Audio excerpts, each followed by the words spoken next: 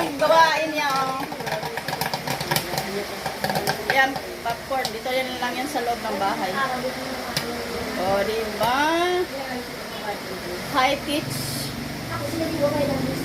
O, popcorn kayo dyan. May 5, may 10 pesos. Deliver, free delivery. May aso din dito. Ayan, ayan. Init na init. Init na init. Nabantayan mo pa eh. Hindi.